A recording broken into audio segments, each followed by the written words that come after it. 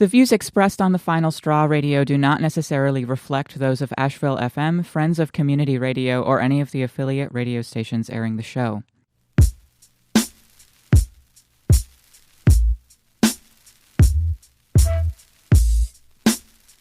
You're listening to WSFM LP 103.3 FM in Asheville, North Carolina. This is The Final Straw, and I'm William Goodenough.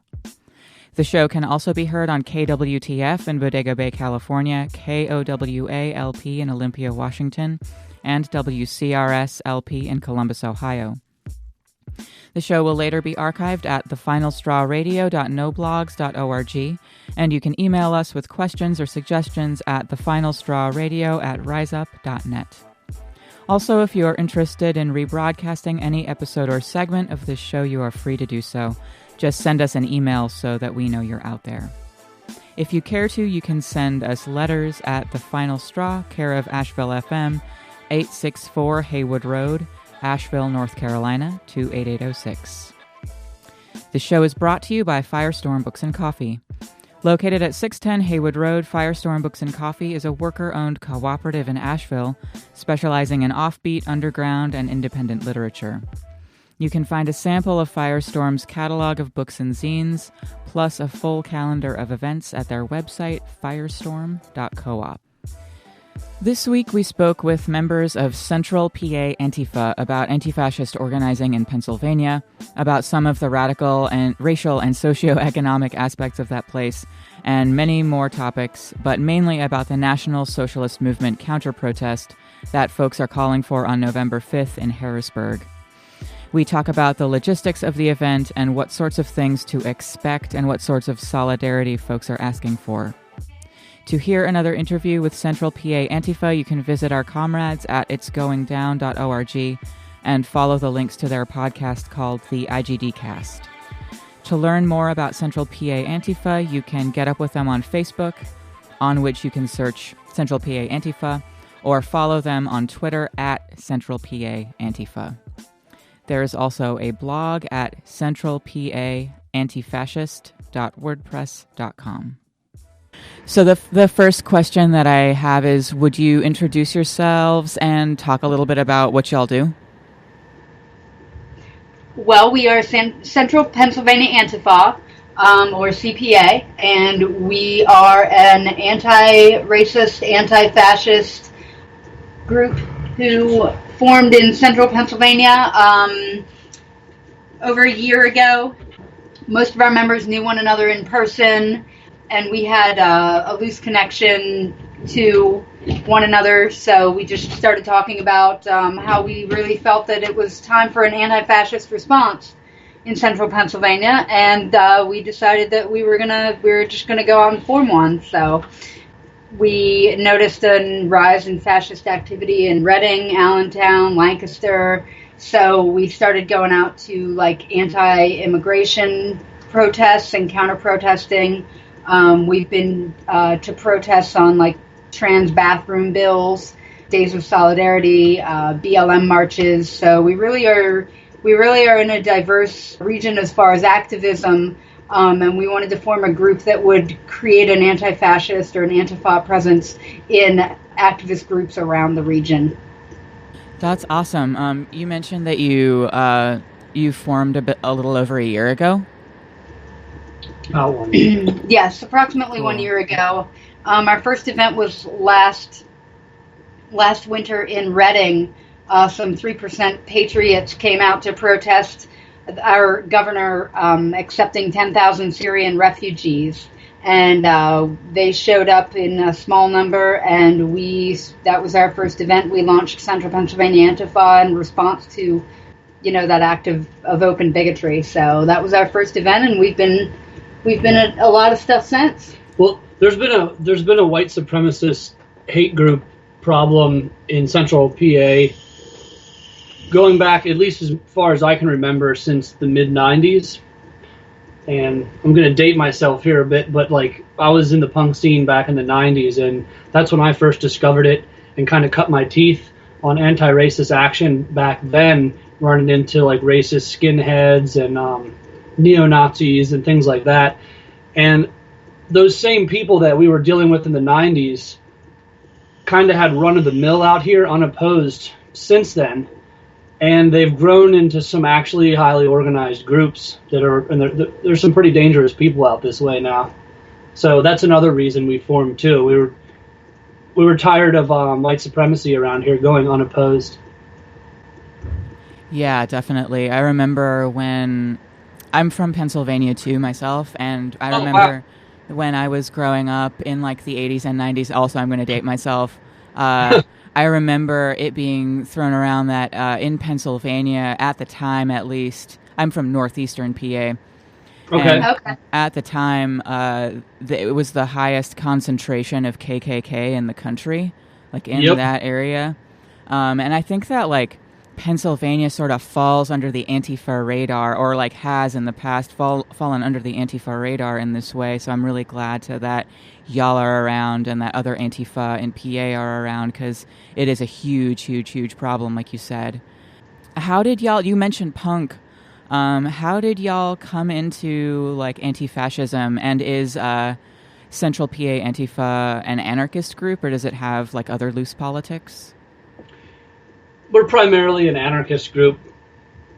But we also have members who are leftists of other stripes. We work, we try to work together with everyone who has left politics as much as possible, because we feel like if you try to start excluding different groups based on nominal factors, then you're really not going to get anywhere in the fight against fascism.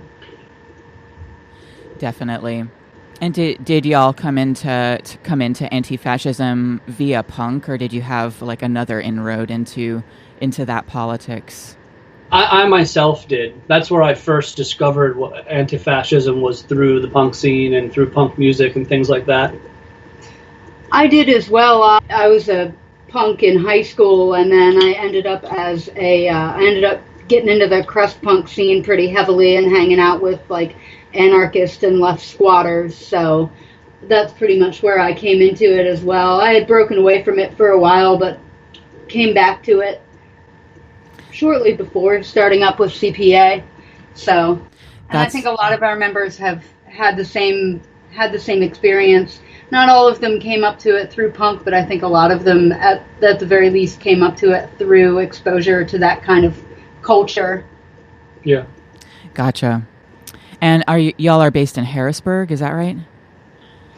Not specifically. Okay. We have members. One of the reasons why we're Central PA Antifa is that we encompass quite a large number of different smaller groups throughout Central PA. So some in the Harrisburg region, some further east, some further north, some further south. We're all over. That's awesome. I'm curious about like any other like far left or anarchistic organizing in the area. Are there other is there BLM or other anti-racist groups or other Antifas in your area? There's BLM groups all around. There's Philly Antifa, and as far as the Central PA region, I think that the only ones I know of is Philly and ourselves.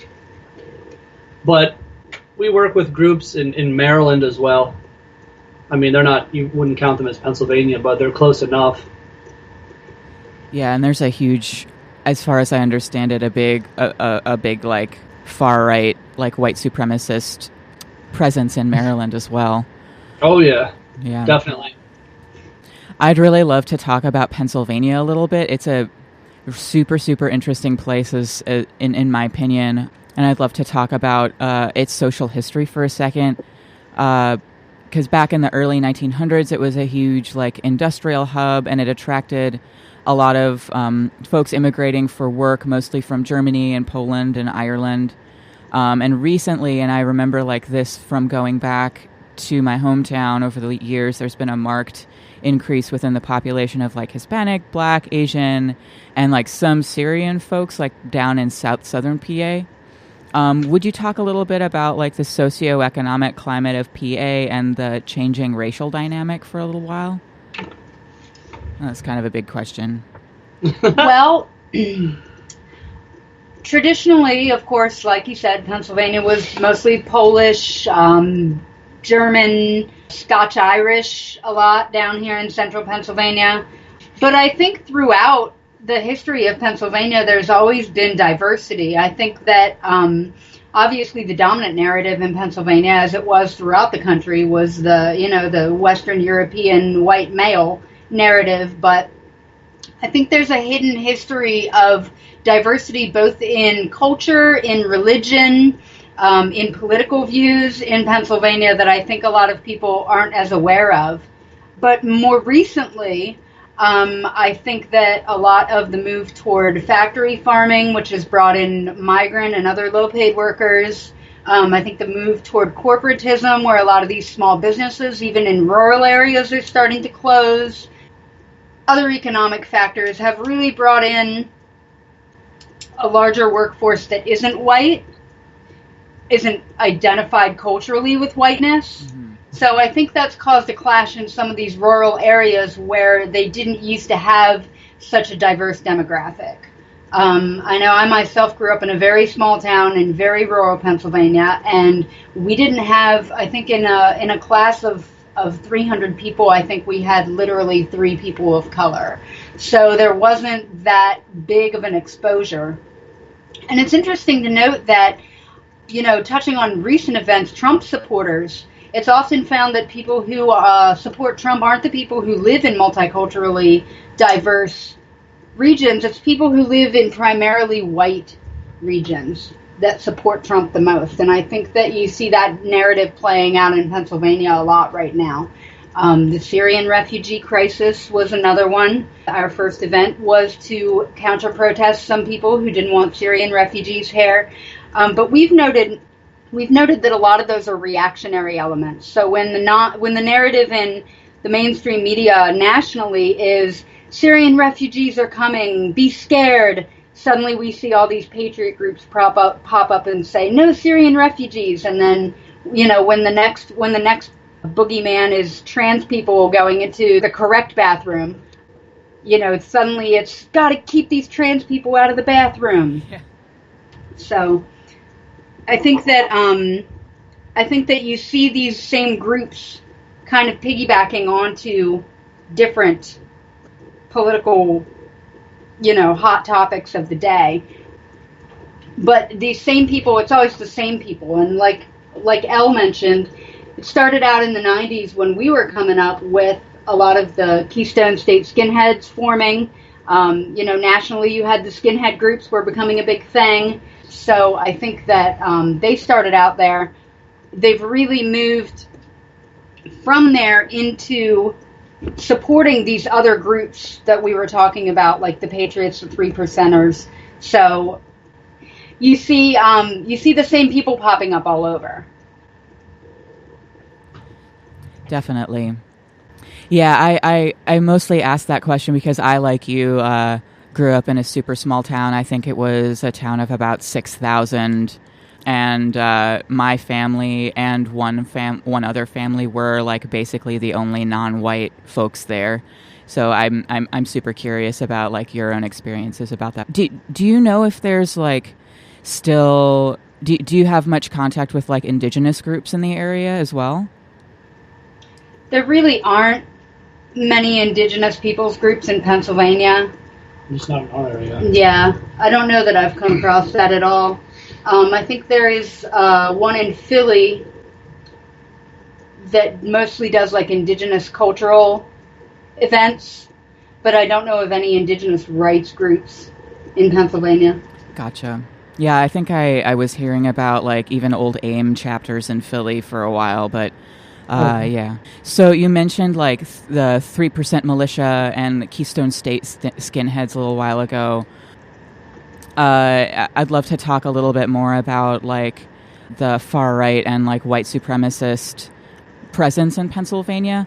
Would you mention? Would you talk a little bit about that? And maybe like I know I didn't put this in the questions that I sent you, but will you talk a little bit about how and if you have seen Trump's presence like embolden people in your area?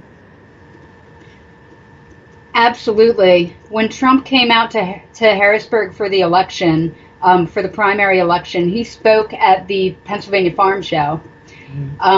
His presence at the farm show caused traffic all over Harrisburg to shut down for 3 solid hours. KU was there. KU was there. Keystone United, Keystone State Skinheads. They actually acted as security for Trump at that event. So unofficially, obviously they were self-appointed security, but security nonetheless. Oh my God. They were not asked to leave. More recently, we've seen KU stickers go up on street signs, newspaper boxes. So you're definitely seeing an amped up presence where you didn't even see one 2 years ago. I think Keystone State Skinheads had been trying to lay low for a while. They'd done a lot of work with Matt Heimbach, so they were kind of getting on his trip of being the politically acceptable far right. They started to infiltrate local party politics on the Republican end. So they were kind of moving in that direction, and then Trump appeared and they realized that they didn't have to hide anymore. So I absolutely think that not only are we seeing an emboldened white nationalist movement in Pennsylvania, but we're also seeing a very highly networked one. Well, I mean, I'm sure you've seen it across the nation, but I see it a lot here in central Pennsylvania. Even like your closet, or let's say your non-organized racists, they're emboldened. They're coming out of the woodwork being proudly racist when, before this election, they wouldn't have done that. Gotcha. Yeah, definitely. No, I was in a position to see a bunch of talking heads on media, and I wanted to confirm what they were saying, because the line is at least in the liberal mass media is that Trump is emboldening the racists, and sometimes it's true in places. I talked to somebody from Georgia who was just it's a little bit more complicated than that. They've sort of always been here, sort of always been doing their thing, but that makes a lot of sense. They've always been here too, but I definitely think they're getting a certain element of racists here are definitely, I feel more emboldened. They feel like it's okay to come out and be openly racist now. Yeah, definitely. At least around, and I'm speaking just regionally here. I don't know about other places. I think organized groups like KU or KSS have always been doing their thing, but for a good chunk of the early 2000s, they did their thing privately in their own private spaces. They had barbecues at other people's houses. They had all their events on private land. Now they feel comfortable walking down the streets of Philadelphia handing out white nationalist flyers again.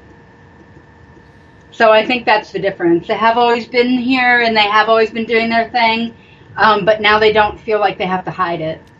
Yeah, that's a super good point.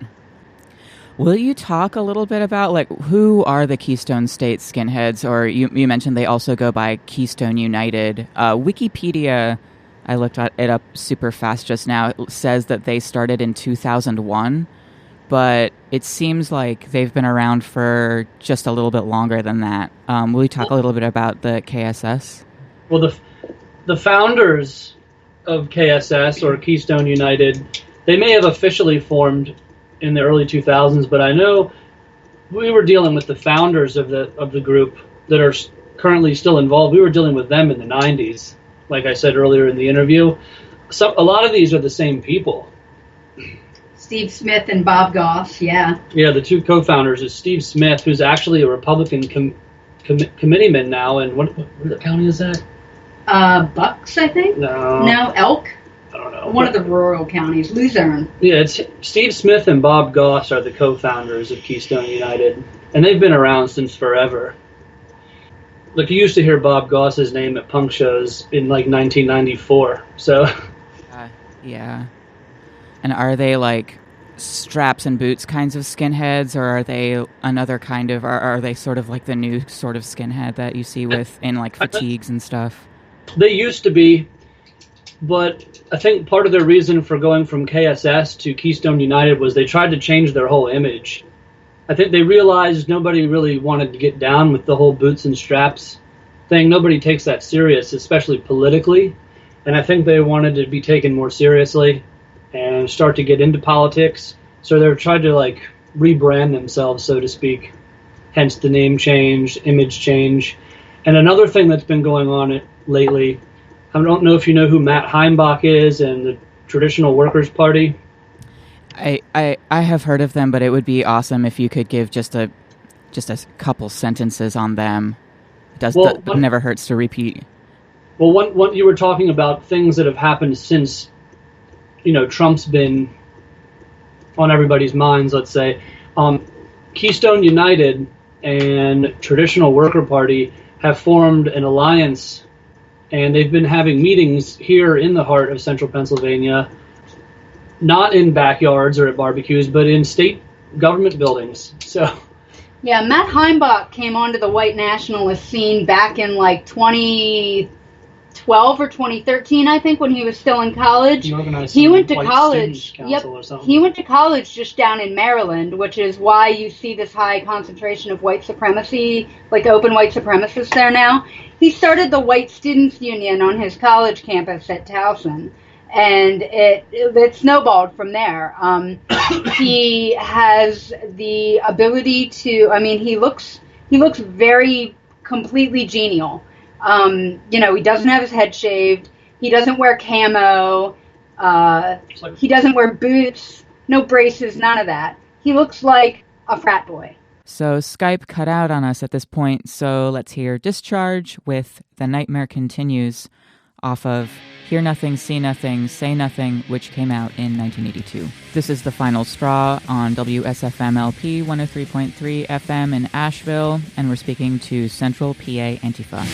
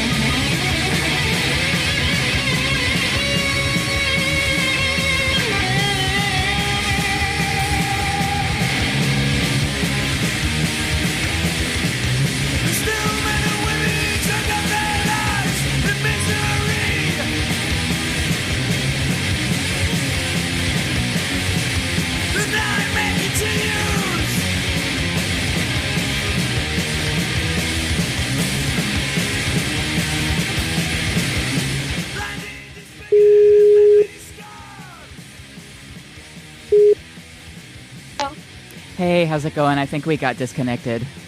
Yeah, I don't know what happened. I'm sorry about that. Oh, hey.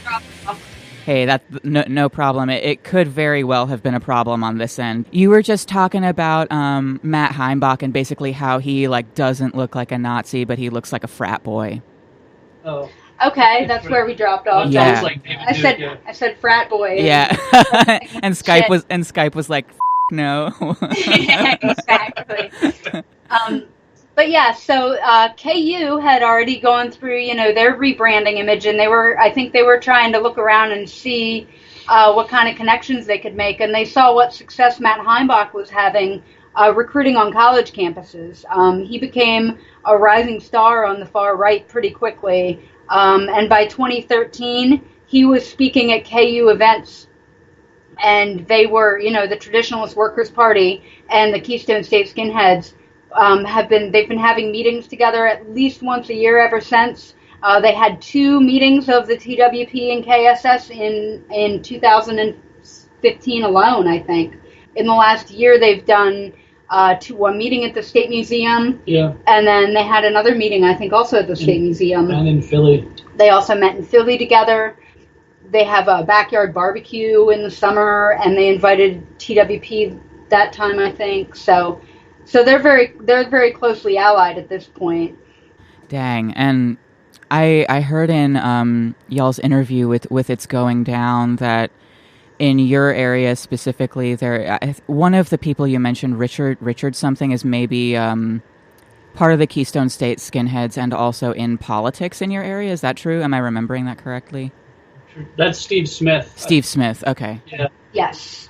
He is one of the founders of Keystone State Skinheads, and he has been an elected Republican committee man.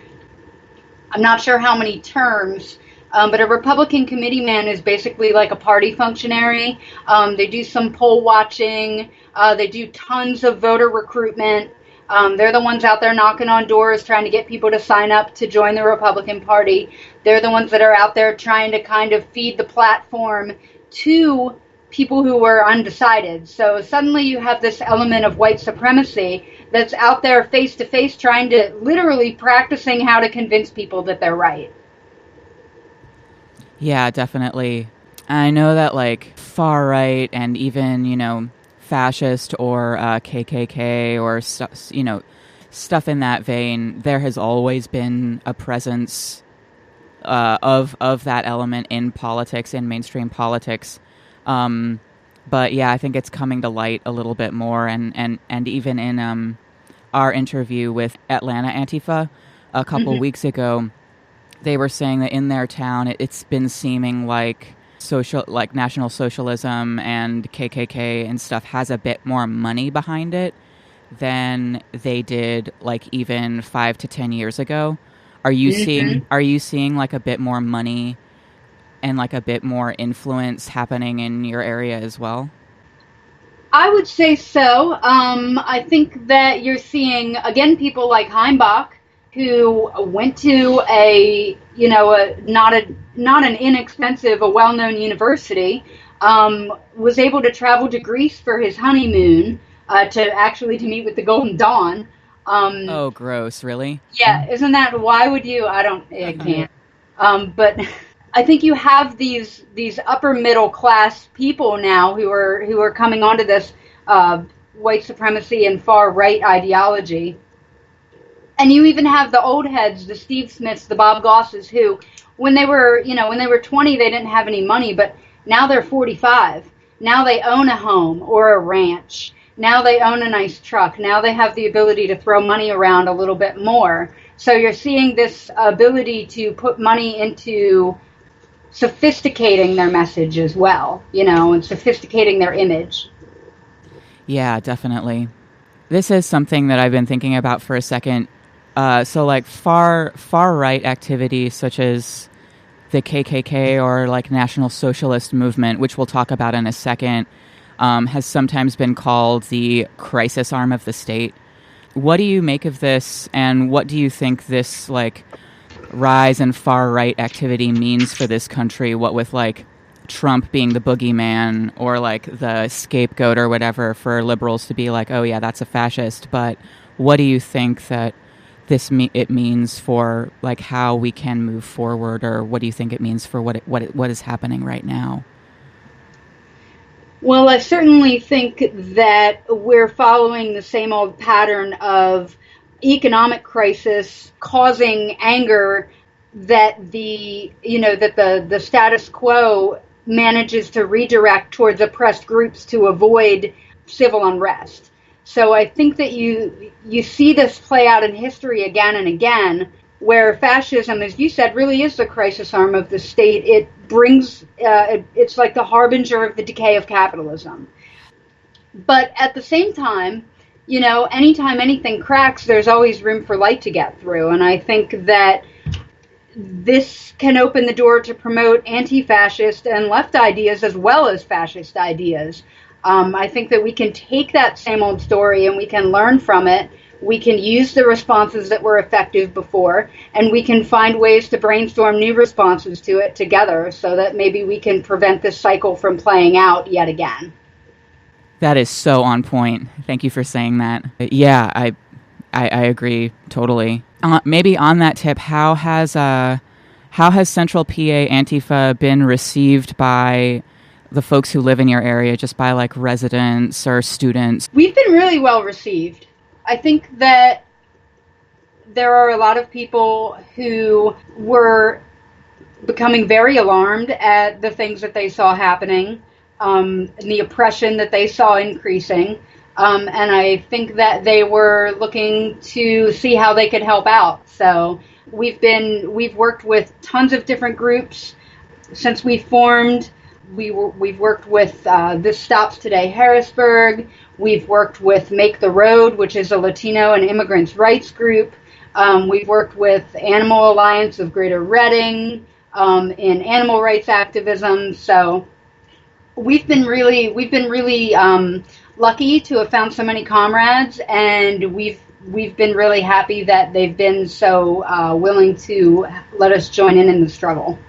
Also, thanks to social media, people from out of state, all over the East Coast, all the way down to even close to where you are, have been reaching out to us, wanting to know how they can start their own anti-fascist network, their own groups and things like that. So, like Kay said, it's been really great, the response from everywhere, not even just in central Pennsylvania. That's excellent. Is it hard to start your own Antifa? I wouldn't say hard. What would you call it? I think the main difficulty that we've found is that we're all working class, which means Finding that time. we're all super busy. Yeah, that's the hard a lot part. of us have families. A lot of us are working 2 or 3 jobs. We had some that were trying to run a struggling business at one point. So it's been, that's been the main difficulty for us, is just being able to find the time, not only to find the time to come out as a group and show solidarity, but also the time to do the day-to-day planning activities that go along with that. So, but again, social media has been the saving grace there. We've really been able to do a lot of coordinating that we otherwise wouldn't have been able to do because our region is so large. Yeah, Skype meetings is where it's at. Oh, yeah. Yeah. Time is always the thing. Like, I don't anymore, like, I don't really know any anarchists or anti-fascists who aren't working class. And I don't really know a way around it. And if anybody who's listening right now, or y'all have workarounds for not having enough time or energy, that's super, super real. Before we start talking about November 5th, I wanted to get y'all's opinion on the, like, I've been seeing in Antifa recently sort of a broad application of the term fascism, and I was wondering how y'all felt about that. Well, I think it depends on whether you wish to define it strictly politically as the corporate ownership of the state apparatus, or if you are willing to or wish to use it in the broader application, which would basically be, in my opinion, the opposite end of the spectrum from anarchism, where anarchism is a complete deconstruction of illegitimate hierarchies. Fascism could be seen to be a solid construction of very rigid hierarchies. And I think that there's a spectrum in between there, obviously, more than really like a black and white interpretation. However, I also think that the term fascism does tend to be overused, and it can reduce the impact of the word itself. Yeah. The other thing that makes it difficult to define and identify fascism is that it appropriates left images and ideas very easily. Like you can see with the Traditionalist Worker Party, their symbol almost looks like the old, 3 arrows pointed to the left. They take over left ideology. They take over, left. They appropriate a lot of communist imagery, yes. Which is funny since that's like their arch nemesis. And the language that they use tends to shift in that direction too, and appropriate things like the Workers' Party, the National Socialist Movement. They really tend to be appropriative in that sense. So that tends to cause it to shift so rapidly that you almost can't come down with a specific definition. The idea of fascism itself, of course, is a very old one. The actual symbol of the fasces, which is still in use by groups today. Augustus Invictus. Yeah, that jackass. Still in use today was, a symbol of Roman Empire and was revived by Mussolini. So, there's definitely, within that shifting definition, there's definitely an underlying current of sameness. That's really interesting what you brought up regarding the branding of fascism as being like appropriative of the left. And I know that that's always sort of been, not always sort of been the case. Like you said, it was Roman Empire based before, but like what do you think that's about? Is it like a sort of to make it more palatable, or because lefty sort of symbolism has been around for a long time and like is associated with like violent revolution or whatever? What do you think about that? Well, they're targeting the same people. They're targeting the working class. I think it's about recruitment. I think that they're targeting the working class just as much as, trying to convince them that they don't need leftist ideas. You know what I mean? So, yeah, I think that it's more about recruitment. I also think that it's about blending in. Yeah, definitely. So the main reason that we reached out to y'all was to talk about this rally that is happening in Harrisburg on November 5th. It's a National Socialist Movement rally. Could y'all talk about what the aim of this rally is and how many National Socialist Movement people do you think will be there? The aim of the rally, as they stated it, was basically that they wanted to show up in what they consider the heart of democracy, which is the capital of the state of Pennsylvania, and they wanted to do it immediately prior to the election because they wanted to make a political statement with it. I don't think that I've been made aware of any other aims of theirs other than that really generalized intention, but we know that there aren't really that many National Socialist Movement members worldwide, so we don't anticipate a huge number of them coming out. Back in September, for instance, they came up to Counters Court here in Pennsylvania, and there were 7 of them. So, they had a similar rally in Buffalo. Buffalo Antifa showed up. There was 1 or 2 National Socialist members. Buffalo shut them down immediately. There was over 300 Antifa showed up to that. Yeah, so, I mean, they haven't really had a whole lot of success with their rallies recently as far as getting numbers out there. Do you think that it's a coincidence that it's happening on Guy Fawkes Day? That's a good question. That is a good question. I mean, that could honestly, I really don't know. They could have just gotten lucky, or they could have deliberately done it and assumed that a lot of us would be busy at the Million Mask March. So yeah, for sure. Because Guy Fawkes was a super interesting character because he's like become this kind of figurehead of like lefty anarchism, mostly via like reappropriation into like anarchist media, like the Alan Moore comic V for Vendetta. But he was this really odd Catholic monarchist, and he wanted to reinstate a Catholic king, and that's why he was trying to blow up Parliament or whatever. Yeah, it's funny because if he were around today, Antifa would be opposing him. Yeah, that's right. I mean, yeah. So, but I mean, like, we got to have our imagery. I'm not gonna take anyone's mask away from them at all, unless they're a Klansman. Good. Anymore when I see a Guy Fawkes mask, I just think of Anonymous, which tends to teeter to the left or the right, depending on what circles you're in. What sorts of solidarity are y'all hoping to see from Antifa in your area and Antifa out of town? And like Antifa presence always sort of tends to, on the whole in this country, like outnumber fascist or far-right presences, but like how many Antifa do you expect to be there? I would say more than 100. I mean, optimistically. We're hoping for a real solid turnout. We've gotten a lot of good feedback from affiliate groups. We have people coming up from your area in Asheville. We have people coming down from Buffalo, New York City, New England. So we have quite a few, people that have already responded to the Facebook event page, have already messaged us and said, hey, we're bringing a crew. So we definitely expect a solid turnout. I think we're gonna be able to shut them down pretty effectively. That's awesome. Do you think many locals will show up? Yeah, not maybe not as Antifa. Our group and groups, other groups in the region are probably going to show up. We also have a few hyper-local groups around Harrisburg that are coming out. The local BLM affiliate group has said they're coming. There's actually going to be a liberal noise-making protest across the street that looks like it's probably going to have a couple dozen people come out to it.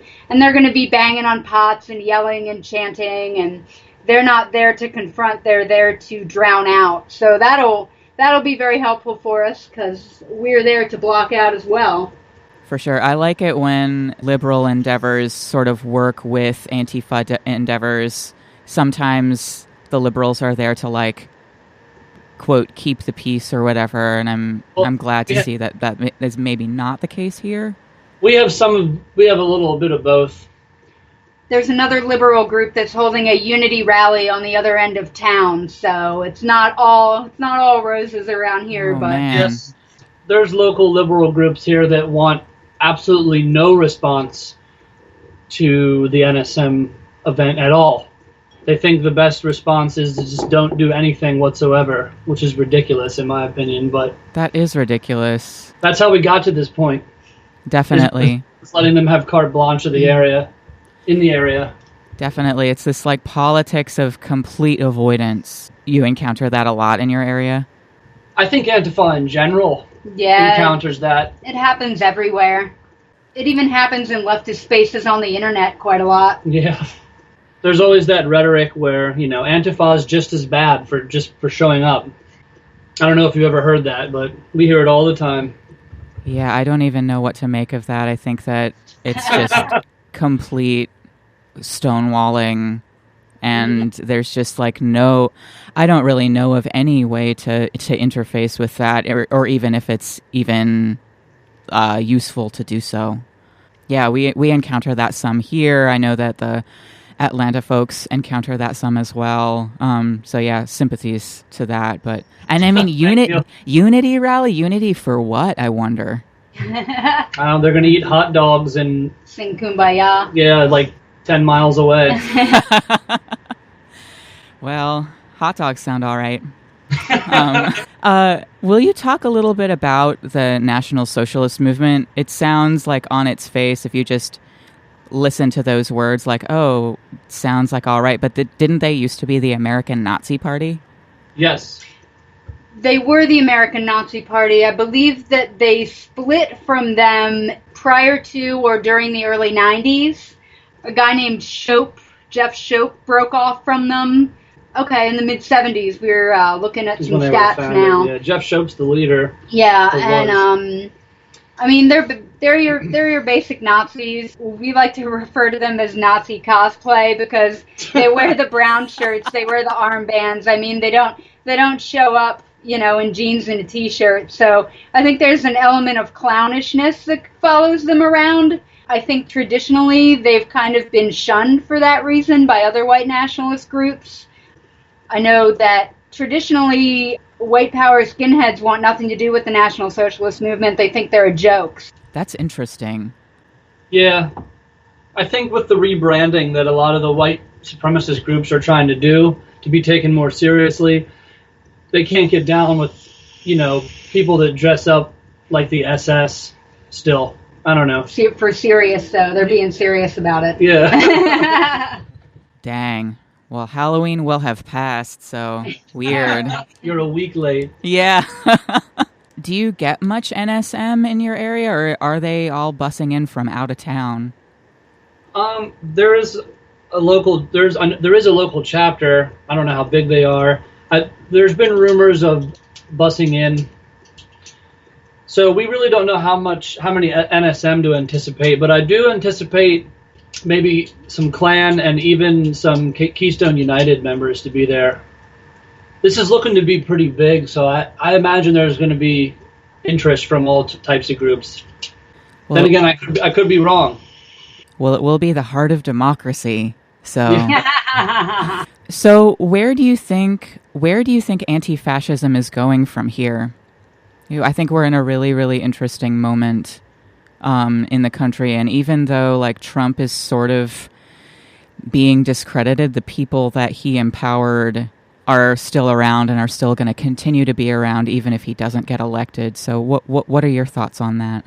I think they might even be worse if he doesn't get elected. They're going to be angry as hell. I think no matter what, I think that the groups that Trump has galvanized are way more dangerous than a Trump presidency could ever be. True. Trump is definitely a problem, but not because of himself as a person, but because he's a lightning rod. And he's a rallying point, and he's a very public one. So I think that anti-fascists are going to be dealing with the aftermath of this election for quite a while. And I think it's going to get real wild after the election, regardless of who wins. You know, if Trump wins, the white supremacists feel like they have carte blanche to go out and celebrate. If Trump loses, they're going to be so angry that they're going to be out in the streets. So I think this is a moment for Antifa to network, to share ideas, to come out to the streets and meet them where we know they're going to be. I think anti-fascists definitely are going to have their work cut out for them, but it could also, the silver lining is though it's also a chance for us to come together and become stronger. Definitely. K and L, that's all the questions that I have. Do you have anything else you'd like to add for this interview? No, that'll just no. No, I don't think so. We just wanted to let all of your listeners know that they also are welcome to come out on the 5th of November at the Capitol steps. And for more information, they can check our Facebook page or they can follow our Twitter. The Facebook page is Central PA Antifa, and the Twitter is at Central PA Antifa. Awesome. Hey, y'all, it has been such a pleasure talking to you. Y'all are so legit. Thank you so much for coming onto the show and for... Oh, no problem. Thanks. No problem. Thank you so much for having us on. Yeah, Absolutely. We really enjoyed it. We just spoke with K and L of Central PA Antifa about the 5th of November National Socialist Movement rally in Harrisburg, PA, and the resistance to that event. For more information, you can follow these folks on Facebook by searching Central PA Antifa or on Twitter at Central PA Antifa. We're listening to Halo of Grey by Cara Nair off of their 2016 split with Wildspeaker called Guilt and His Reflection. Stay tuned next week for conversations from the North American Anarchist Black Cross Conference. Thanks for listening.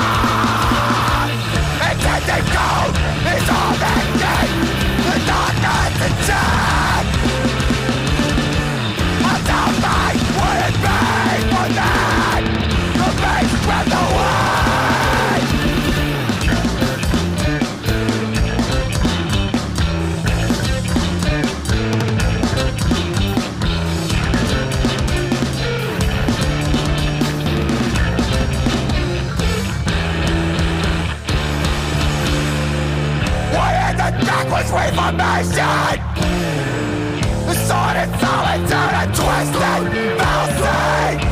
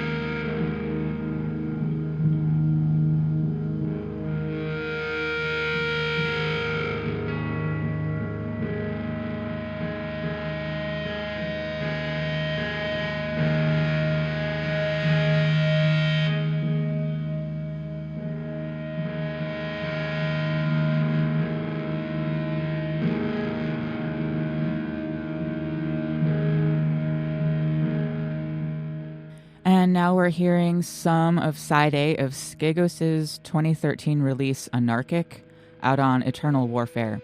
It's really long, and I highly recommend hearing all of it sometime.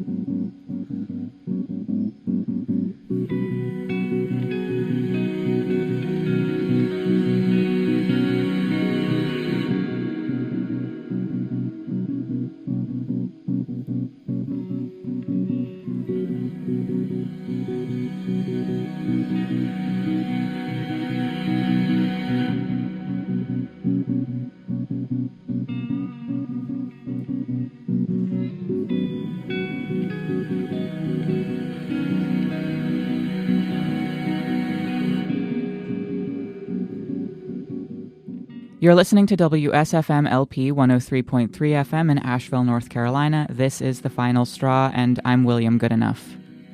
The show can also be heard on KWTF in Bodega Bay, California, KOWA LP in Olympia, Washington, and WCRS LP in Columbus, Ohio.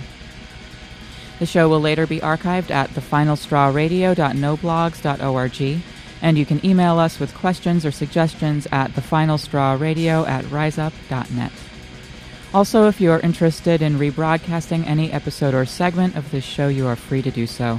Just send us an email so that we know you're out there. If you care to, you can send us letters at The Final Straw, care of Asheville FM, 864 Haywood Road, Asheville, North Carolina, 28806. The show is brought to you by Firestorm Books and Coffee. Located at 610 Haywood Road, Firestorm Books and Coffee is a worker-owned cooperative in Asheville, specializing in offbeat, underground, and independent literature. You can find a sample of Firestorm's catalog of books and zines, plus a full calendar of events at their website, firestorm.coop.